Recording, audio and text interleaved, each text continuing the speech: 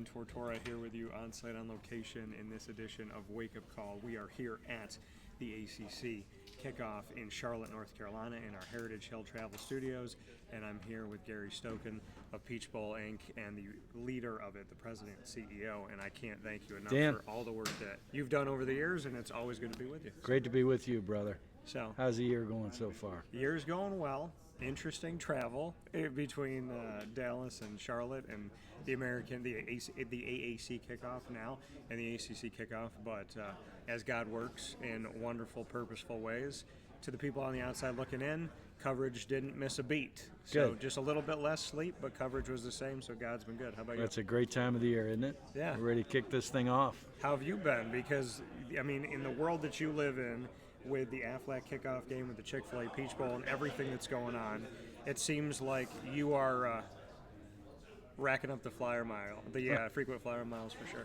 Well, we've been to SEC Media Days like you. We've been to Big Ten Media Days yesterday and the day before, and then back up here. We were here Monday, and now we're back here on Thursday. So we know when this hits and when I do an interview with you, it's college football season. Yeah. So we're looking forward to kicking it off with Georgia and Clemson, two top 10 teams in the Aflac Kickoff Game. Yeah, and looking at that, the partnerships that you've made over time, and just being, not only having these partnerships, but everything that you and I talk about as being very purposeful. So with the branding of the kickoff game with Aflac now, what can you say about Aflac and that partnership? Yeah, it's a great story, number one. We had gone to New York to ring the college football season in at the New York Stock Exchange. Yeah. And after we rang the bell, we came down the steps, and one of the companies that's on the New York Stock Exchange is Aflac. And New York Stock Exchange is owned by ICE, which is headquartered in Atlanta. Yeah. And so the people at ICE introduced me to Virgil Miller, who's the president of Aflac. And it's like Michael Jordan said, you only miss the shots you don't take. Amen. Chick-fil-A said, hey, we want to stay with you on the Chick-fil-A Peach Bowl title sponsorship, but we'd like to, if you can find somebody else for the kickoff game, that'd be great. If you can't, we'll stay with you. And so I mentioned to Virgil, I said, Virgil, September is Childhood Cancer Awareness Month. You've given $167 million to create the Aflac Cancer and Blood Disorder Center at Children's Healthcare in Atlanta. Yeah. We, Peach Bowl Inc., has donated $22 million to the Aflac Cancer and Blood Disorder Center to create trials and find cures to eradicate childhood cancer. We now have 14 trials started in 5 different hospitals in 4 different states. And our goal is to get at least one of those to the goal line and in the end zone with FDA approval to change a kid's life for a year, a lifetime maybe, giving him his life back. So we both have a common goal in helping find cures and eradicate childhood cancer. And so this game is called Kickoff for a Cause, and we'll raise another $300,000 through using college football for the greater good to hopefully find a cure for childhood cancer. And like I said, I mean, everything that you do, there's something behind it, and there's something behind the behind. And look, when it comes to childhood cancer, I mean, cancer of any kind is a lot of adversity, tremendous front to look upon, and then to put your helmet on and go to battle. For children, for anybody of any age, it's a horrible thing. For a child, it's the beginning of their life. So why at Peach Bowl Inc. did you find it so important and to directionally focus on childhood cancer? Why that? Yeah, well, first off, we were founded in 1968 as the first bowl game for a charity to give back. And we give economic impact back like all the other bowls do, but we had a special mission to give to charity. And so, we've given $63 million since 2002, which makes us by far the most charitable bowl organization in the country out of 44 bowl games. Why Aflac and Cancer Center is Benji Hollis, who was our vice president of sales. Yeah. His 6-year-old daughter contracted in the springtime in 2019 leukemia. and she went through 6 months of radiation and chemo, and she was getting ready to have a bone marrow transplant. Yeah. And her little heart gave out and she died, 6 years old. And so we were going to give money to the Aflac Cancer Center to Children's Healthcare anyway, but we doubled it and gave $20 million originally to fund these cures and trials. And, you know, this is 26 years of doing this for me, and the people ask me, well, what's your favorite moment? My favorite moment is when I put Benji Hollis and his wife Leanna and their little daughter Everly at 3 years old in the middle of the field before our Chick-fil-A Peach Bowl, Florida and Michigan, 2019. And I wanted to celebrate Anna Charles' life, which was his daughter that died at 6 years old. And so I took Neil Diamond's song, Sweet Caroline, and input Sweet Anna Charles, and put it on the halo board at Mercedes-Benz Stadium, and had the PA announcer announce that we were all going to stand up and we're all going to sing Sweet Anna Charles. And so we had all the Florida and Michigan people and everybody in the crowd. It was a sold-out event, swinging and swaying and crying, singing Sweet Anna Charles. And that's my favorite moment over 26 years of doing this, and given $22 million now to find these cures and trials. It's been a labor of love, and humbly, you know, we've met our mission of being the most charitable bowl organization by giving back by using college football for the greater good. Do you feel like we're getting close to something breaking for childhood cancer? You know, our one leukemia drug has passed through testing it successfully in animals, because the toxicity level, you have to start there. It's tested well in adults. They're testing it now in one of those phases that I talked about earlier with kids 12 to 18 right now. So hopefully that goes well. And if that goes well, then the opportunity may present itself to test it in younger kids. And if that goes well, then possibly, you know, in a year or two, we could go to FDA, possibly. Well, of anything that we could talk about, like you said, when we sit down together, it's college football season, but we always end up talking about things far, far beyond that. And for you, you and I met years and years ago, and we met in Greensboro. The old Grand Over. And I remember sitting with you in the back of the room with my travel recorder, just sitting in two chairs. And then we look at now sitting here today on screen together. Because to me it's like life just kind of flashes, and you remember the people. And to me it's all about relationships. And in the world of collegiate athletics, you know, you hear about NIL, you hear about the transfer portal, you hear about realignment. And in businesses, you know, why would you go to the internet? Why would you do this? Why would you do that? Why would you leave this company that's been around for however many years? And I tell people all the time that the one thing that I know that you can do is you can choose to believe in God. You can choose to have morals and values. You can choose to value relationships. And you can choose to be honest and to be consistently good, not occasionally great, and to show up. And I believe that no matter how much this world has these outside influences, if you base yourself in faith in relationships, being honest and being proud of who you are and courageous enough to share that with people, I think you can be successful. I know you can. And I felt the same way when we first sat down, but I told you this back then at a time that I really needed to hear it, and I'll tell you this again now.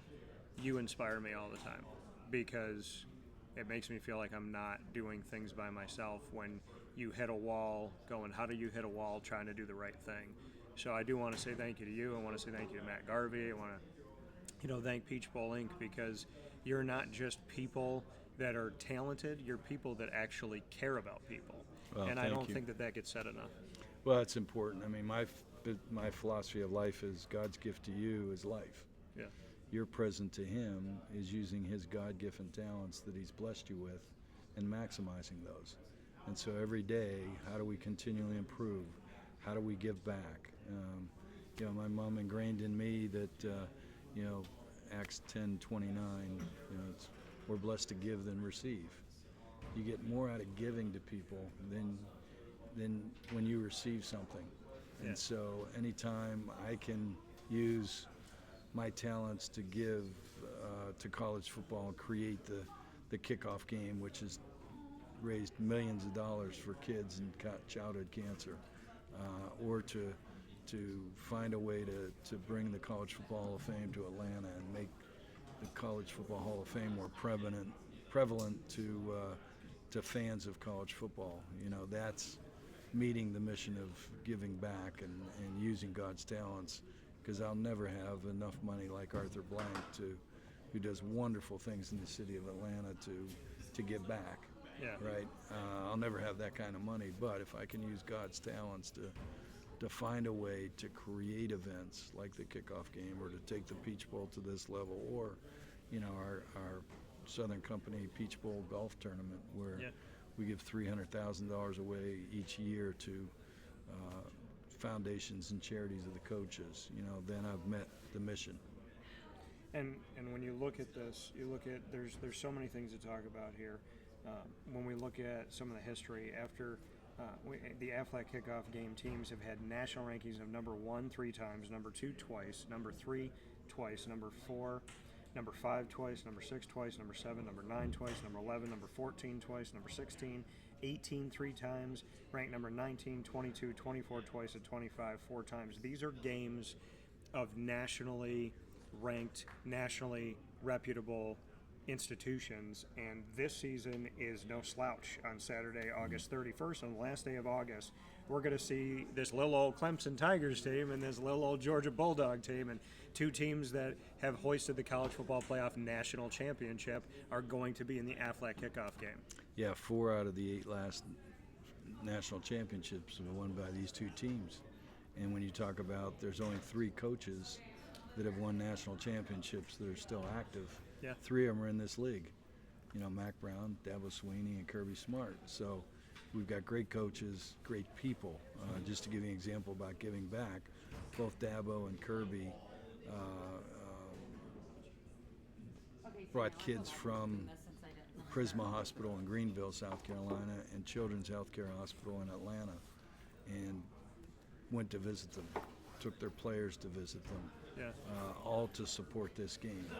And Aflac donated $20,000 back to both those hospitals in the name of Dabo and Kathleen Sweeney and Mary Beth and Kirby Smart for them doing that. So that's how some of the money we're raising goes back to Kickoff for a Cause. And then we'll do our 50-50 raffle. That money will go back to the Aflac Cancer and Blood Disorder Center through the Peach Bowl Legacy Fund. And then we'll also have our Peach Bowl Touchdown for Children's, where people can donate, no matter what team it is. They can donate $1, $5, $10, $100, $1,000 to each time their team scores. And we, Peach Bowl Inc., will match that. Okay. And last year we raised $730,000 through that program. So, using college football for the greater good, with great partners like Georgia and Clemson, like Dabo Sweeney and Kirby Smart. And we look at these teams that you've had: Alabama, Ole Miss, Tennessee, LSU, Auburn, Clemson, Georgia, Boise State, Louisville, Duke, Florida State, Miami, NC State, Oregon, Washington, West Virginia, North Carolina, Virginia Tech, Georgia Tech, sea to shining sea, north to south. This is an incredible list. But you forgot to mention your Orangeman next year. And I will, because that's a future one here. But when we're looking at records by here, when you look at the caliber and then you look at what's coming up next, which you just preluded here for me, 2025, there's going to be 2 games to the Aflac Kickoff. We're going to have a doubleheader, and that being that one game will be Virginia Tech, South Carolina, and one is going to be Tennessee, Syracuse. So we're going to see these ACC, SEC matchups here. And just your thoughts on the history of the teams that you've had, as well as what's to come, because we talked about this year Clemson, Georgia, but then Virginia Tech, South Carolina next year, Tennessee, Syracuse, and shameless plug, I guess. I'm very thankful that you thought of my hometown, so thank you for that. Well, we're really looking forward to Syracuse. You talked about relationships earlier, and how that's how you do business. And John Wildhack's a really good personal friend. And when he got the job at Syracuse, we talked occasionally, and he said, hey, anytime you have an opportunity, we'd be interested in coming down and playing. And so it worked out where Tennessee had an opening, Syracuse had an opening, and so we're going to have a lot of orange in Mercedes-Benz Stadium in 2025, but we're really looking forward to hosting Syracuse down there. For you, when you're looking at who to bring in and these matchups that you want, we talked about these nationally ranked teams and the high caliber of coach. What goes into that? Like when you said, Tennessee had an open opportunity, Syracuse had an open opportunity, but you don't just take anyone, and there's over 130 FBS schools in Division I-A football. So how do you determine what makes sense at Mercedes-Benz Stadium in Atlanta, Georgia? Because it's been such a beacon of football, and it's such a blessing to have in your backyard for Peach Bowl Inc., but you also want to make sure that the fan bases want to go there and that they consider this a game so that they pack the area. So what goes into kind of the criteria of who you want to have? Yeah, it's it starts with the relationships, number one, but B, you look at contracts of coaches, you look at the recruiting that they're doing, and how much success they're having. You look at the opportunities. Do they have openings in the first week of the year for college football? Do they want to play this school? Do they not want to play that school? So a lot of conversations that you have back and forth, and sometimes it works, sometimes it doesn't, but we've been very, very blessed to have ACC-SEC matchups work for us in the Chick-fil-A Kickoff Game and now Aflac Kickoff Game to be successful. And then we look at, so we go from the beginning of the season with the Aflac Kickoff Game, then we switch gears to the college football playoff, which is unique now, and in the expansion to 12 from 4. The beautiful thing about this is who we know as the New Year's Six, the Chick-fil-A Peach Bowl being included. We look at the Verbo Fiesta Bowl, the Rose Bowl game, as well as the All-State Sugar Bowl, the Goodyear Cotton Bowl Classic, and the Capital One Orange Bowl. There was this rotation when the college football playoff was 4, that the New Year's Six, 4 would be out, 2 would be the semis, right, and the Chick-fil-A Peach Bowl a part of that rotation. But now with the expansion to 12, we have the first round where the top 4 teams have a bye, and 5 through 12 play. So they're going to play at the home of the highest seed or at the designated place that the highest seed chooses. After that, in the quarters, we have 4 of these New Year's Six, and then in the semis, we have the other 2 of the New Year's Six. So in rotation now, the New Year's Six bowl games are not rotating in and out of the college football playoff. They're always in. So the road to the champion always goes through these 6, the Chick-fil-A Peach Bowl included. What does that mean to you in the grand scheme of things, to know that no matter who the champion's going to be from here to whenever, that the Chick-fil-A Peach Bowl is a part of the journey of determining every year's champion? Well, we're very blessed to have the opportunity through the CFP relationship we have to host this year quarterfinals, as you mentioned. We'll also host the national championship game at the end of the year. Yeah. This year, the first city to host the CFP National Championship twice, and then next year we'll host the semifinal in the Chick-fil-A Peach Bowl. So, within a year, we're basically going to host the quarter, the national championship, and the semifinals. Yeah. This year alone, to have 4 games in Atlanta with all top 10 teams, the Chick-fil-A or the Aflac Kickoff Game, the Chick-fil-A Peach Bowl quarterfinal, the SEC Championship game, and the national championship game. It's quite a run, and then to follow that up with the 2 Aflac Kickoff Games you mentioned, the national semifinal, it's a great 2 years for college football in Atlanta. Like you said, you get to host the national championship game at the end of this season, 2024-25, and the first to be able to do it twice now. And just for that side of it, too, that we talk about the New Year's Six and being in the quarters, being in the semis, but also Atlanta, Georgia being such an easy place to get to, a vibrant city, a ever-growing, ever-evolving city, but, a lot of direct flights, which I pay attention to. And coming from Syracuse and knowing that we don't have direct flights everywhere, we definitely have them to Atlanta. So for you to have the national champion in this expanded playoff to 12, you're going to be a part of that history. The expansion from 4 to 12 only happens once. The national championship game in this expansion, in this first year of it, only happens once. And it's right there in Atlanta. So yet another moment that we get to celebrate with you and your team. Well, and it's going to be particularly beneficial to us because with 2 years left on the existing 12-year contract and still contracts that exist between bowls and conferences, it looks like with the Sugar Bowl having the SEC and Big 12 contract, that whoever's ranked highest of those champions of those two leagues will play in the Sugar Bowl.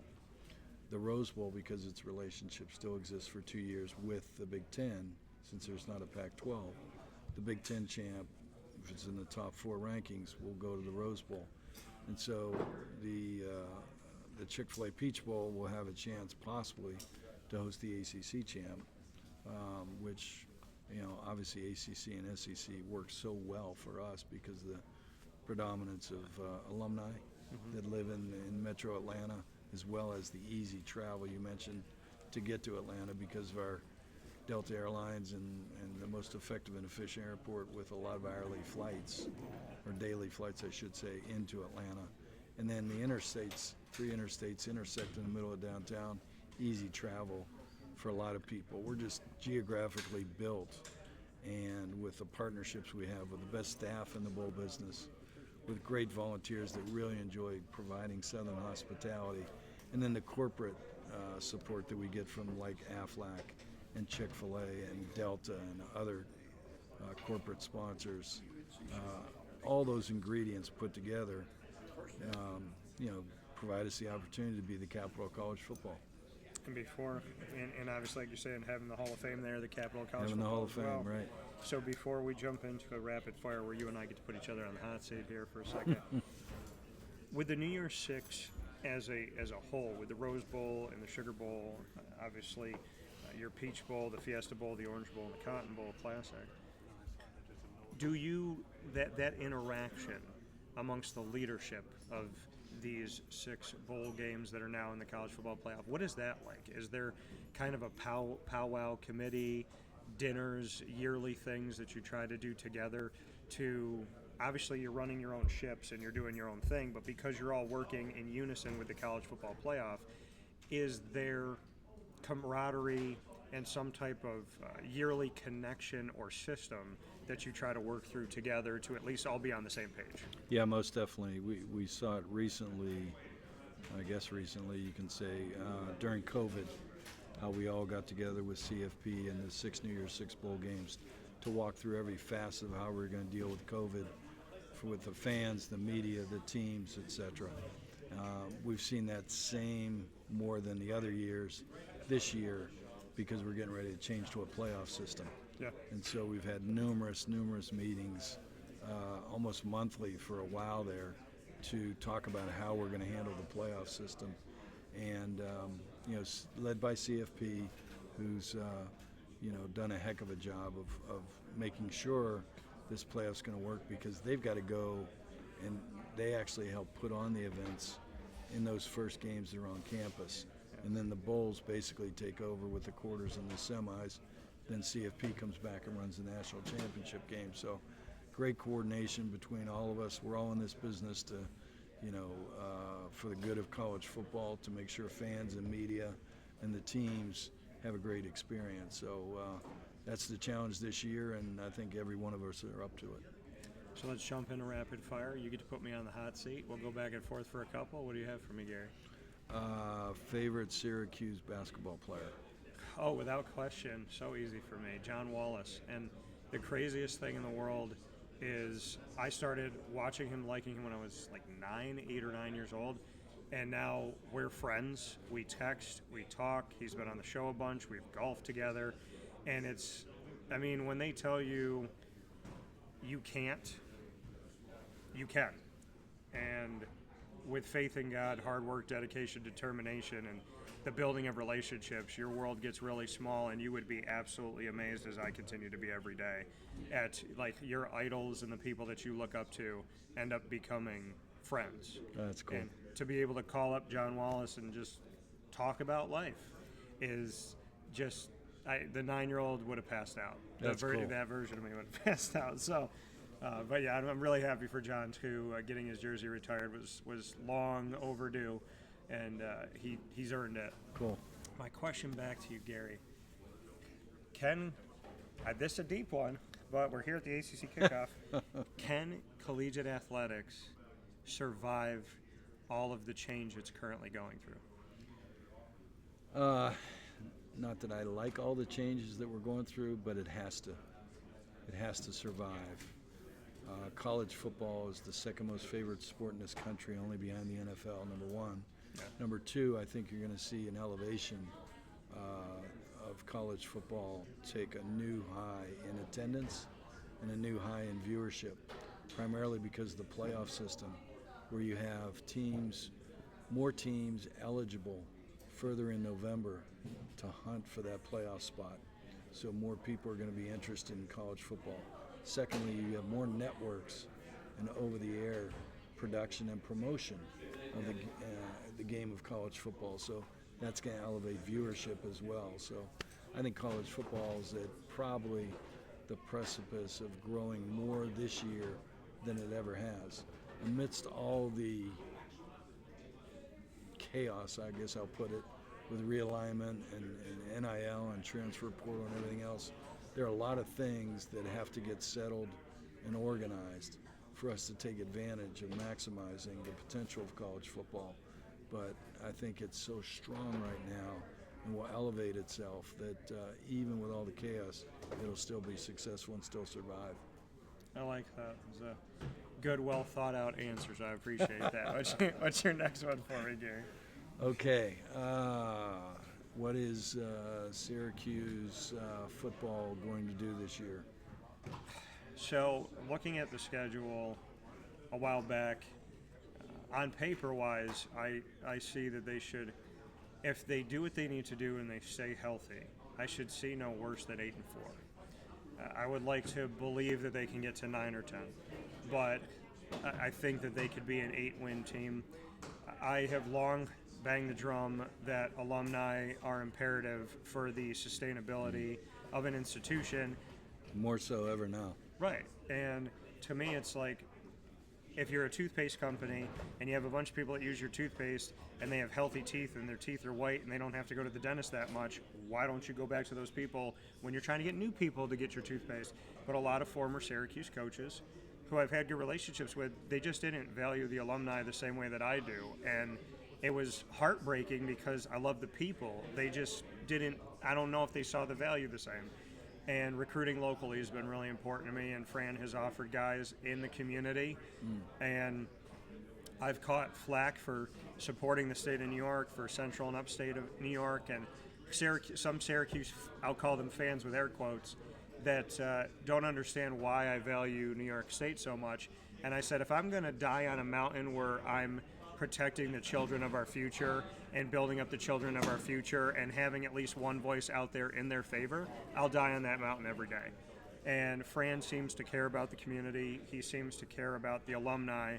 And him and I have been speaking a similar language. So more than wins and losses, he's doing things that I think are not difficult to do.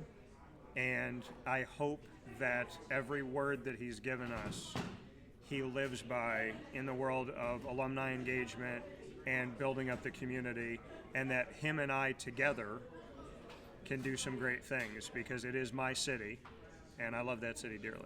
So. Well, it seems to me that he's doing the right thing. Yeah. I recently saw the video of him going to the oldest Syracuse season ticket holder. Yeah. And taking time to visit with him and make his day, so to speak. And knowing a little bit about Fran from Georgia, where he was a very successful recruiter. Yeah. He's doing a lot of the same things in Syracuse, and it takes, one recruiting class, as we all know, to be successful in taking that program in another direction. So, we really like where he's going, and 25 could be a great opportunity for them on the big stage against a major power like Tennessee in the SEC to show what Syracuse can truly be in college football. Yeah, and if my hometown of Syracuse finishes strong, their next game would be that Tennessee versus Syracuse. So that would be a nice little connection between his first year and then the promotion of that Tennessee-Syracuse game. My second for you is, since we both have goatees, living in the goatee world, is our goatee brotherhood above and beyond better than the other ones out there of facial hair? Is the goatee the king? I call it the real goat, right? The greatest of all time. So is the goatee the best of the best in your opinion? Well, my goatee is a necessity because I've lost it up top, and so I can still prove that I can grow it on my face somewhere. And I just went from a beard to the goatee, so I don't know how long I'll have this thing, but we got to get Garvey a goatee.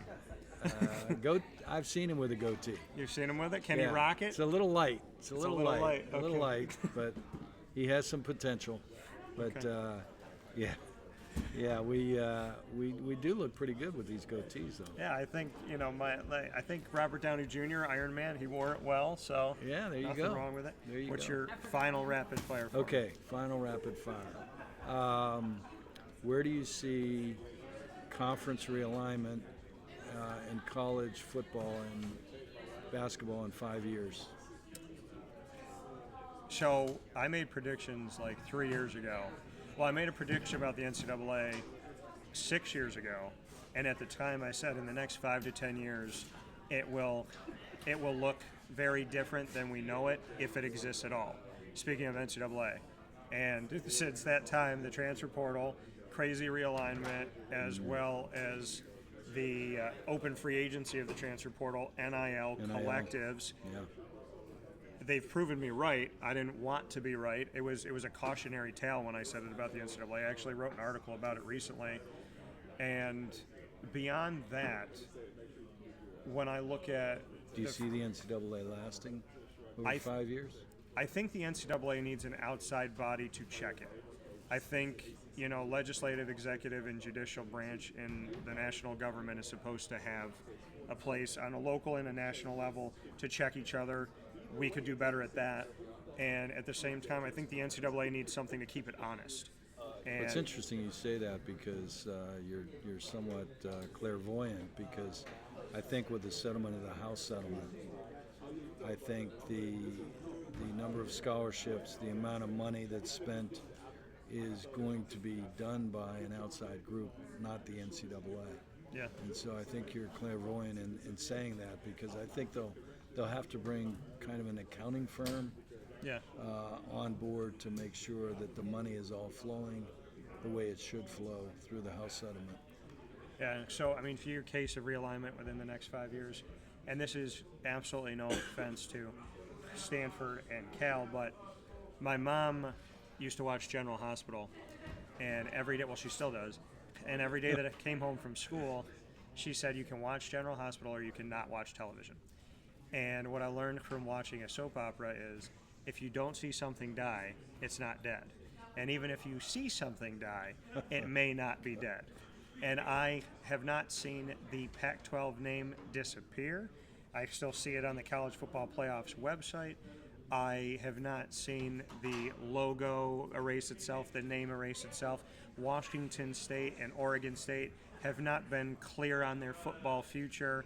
So I think that Cal and Stanford, and I don't know if this would be admitted publicly, but in my opinion, Cal and Stanford are here as a Band-Aid, and I think Jim Phillips on the ACC side knows that. I think Cal and Stanford know that, and I think that this is a temporary holding spot for a reemergence of a Western Conference.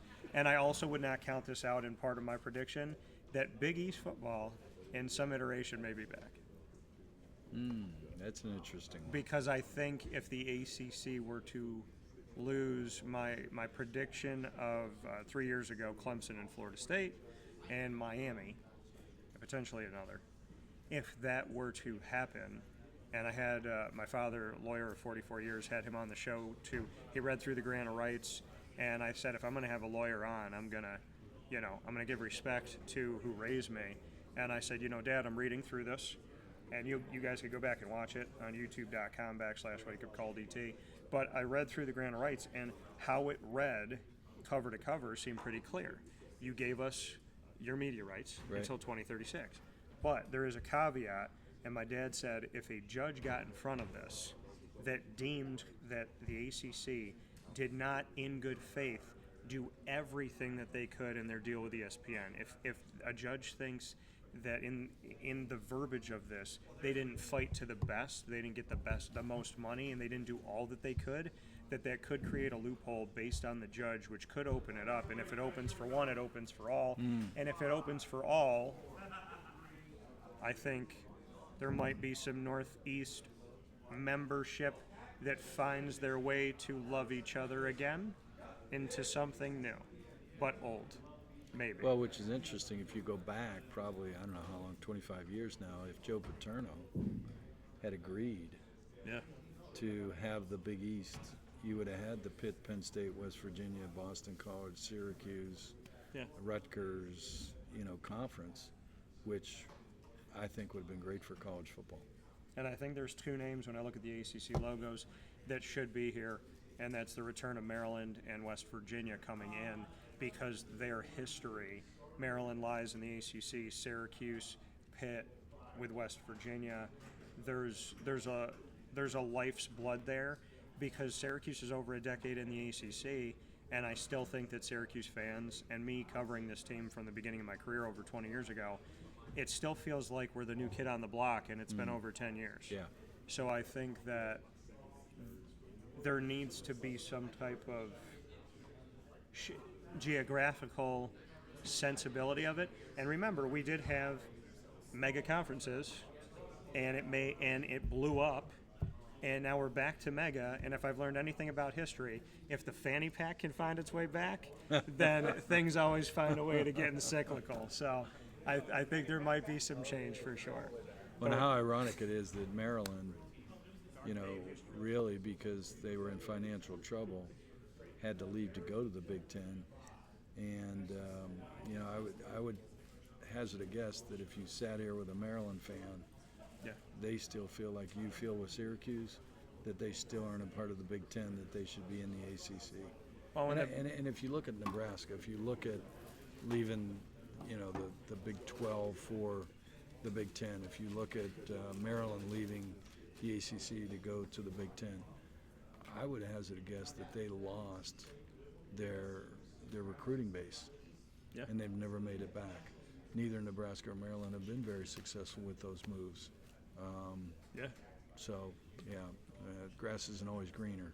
No, but you can be sure that as things continue to evolve and grow and change, that you and I have been consistent over time to talk with each other. And Gary, for all that you do and all that your team does, you don't have to sit here, and you've always chosen to from really early on in my career. So thank you for giving me a chance in the beginning, and more than anything else, I appreciate our friendship and our fellowship beyond that. Thank you. I do as well, Dan. Appreciate you and appreciate what you do for college football, and keep it going, and we'll look forward to hosting you in Atlanta, if not this year, definitely next year when the Orangemen come playing our Aflac Kickoff Game. Yeah, I'm gonna Matt's off camera right now. Matt, credential link, I'm in it right now.